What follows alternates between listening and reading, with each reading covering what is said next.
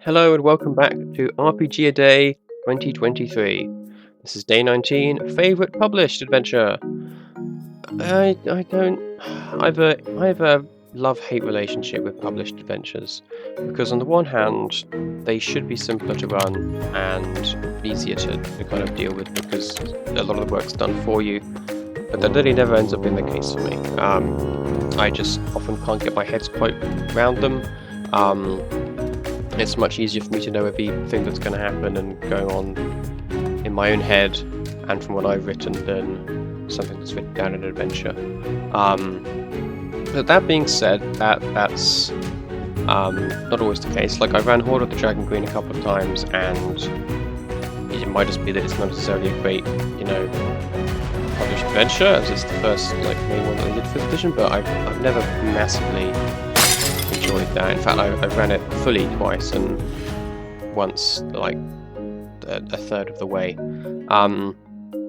I do really like Dissociation and lots of the other ones in Fierce Sharp Little Needles for Call of Cthulhu, but I wanted to do something different. I am currently running Abomination Vaults in Pathfinder 2e, which has been a lot of fun, but I'm barely scratched the surface of that. We're on the first of 10 levels, so I can't really judge the whole thing in its entirety. I am going to be running a bunch of OSE published adventures soon, but again, that's not yet. And then I did think, well, I did run the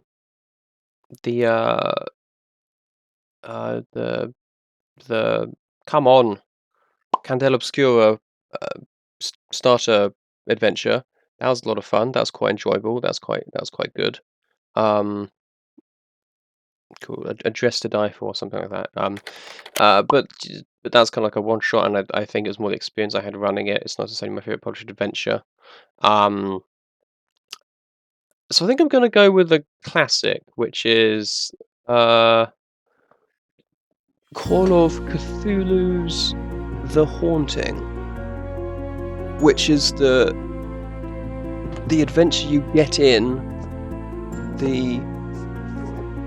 It's either the starter set or the rulebook, which I'll quickly flip through to try and find out.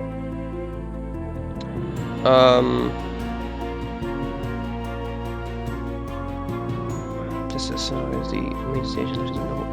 So I think it's what you get in the starter set. But either way, it's The Haunting. I've run it a couple of times for a couple of groups, and I'm probably going to run it around October time this year for my new Pathfinder group that's really not played any kind of horror games before, to see how that goes and how they enjoy that. Because it's a great introduction to Call of Cthulhu and to that style of game. Telling you too much would be spoiling it, but it essentially is you are requested to go check out this house, which has become, empty after the person had disappeared or died or something. It's kind of like mysterious circumstances, and you're doing a favour to the owner now, or the estate agent or something, and a bunch of weird stuff happens, and you have to try and figure out what's going on. But it's got investigation, creepy things happen. It keeps you guessing, and both the groups I've ran it for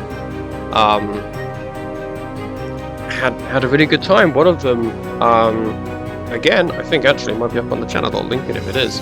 The other one I did in for my other newer group, and they had some great moments towards the end where one of them misunderstood what had happened and so ended up attacking someone else, but it kind of fit the game anyway. And a few moments like that. And it's got a great kind of final climactic piece. And the other game I had wound up not just being a one-shot, but into something else that I did do myself, which kind of went on a bit from there, I think, if I'm not getting that too confused, which I might be, but I don't think so. But yeah, The Haunting for Call of Cthulhu 7th edition.